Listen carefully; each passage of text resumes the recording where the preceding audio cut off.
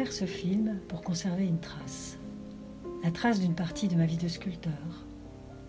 Une période qui a fait évoluer mon travail d'artiste, où mes sculptures ont acquis une identité propre.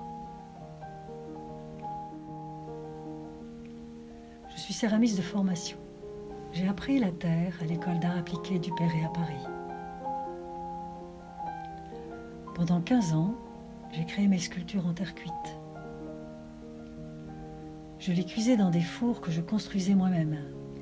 J'ai construit 5 fours avant celui-ci, qui est le 6e. Je modelais des personnages fins et légers. Les plus hauts ont atteint 1,60 m, ce qui est de la pure voltige dans le métier. Elle s'appelait Vent Force 90. Je créais des couples en mouvement et dans l'envol. J'aime que mes sculptures communiquent entre elles, et cela dans un élan vertical. J'aime faire des chevaux, des cervidés et des oiseaux aux pattes fines. Avec la terre seule, c'est impossible. C'est possible avec le bronze, mais le bronze est lourd et coûteux. Ma technique est légère et je peux la faire seule.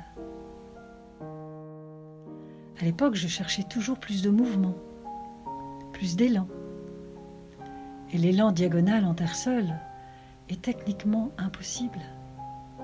En 1990, j'ai rencontré Michel Moglia alors que j'exposais Vent Force 90, une pièce de 1,60 m de haut, sculpture rien qu'en terre. Je savais qu'il avait inventé le mariage du métal et de la terre. Il m'a enseigné ce principe de cuisson. Alors j'ai pu faire d'autres sculptures, hautes, légères et pas fragiles. Et je veux garder trace de ce travail et de ce 6e four que j'ai construit et installé chez moi. Par l'alliance du métal et de la terre, j'ai pu créer des pièces qui sont encore plus dans le mouvement et dans la légèreté. J'ai pu faire ces œuvres légères et solides qui sont devenues de plus en plus aériennes. C'est alors que j'ai pu parler d'envol et aussi l'envol de ma créativité. En faisant des sculptures légères, je peux les faire jusqu'à 2,50 m de haut, tout en ménageant mon dos.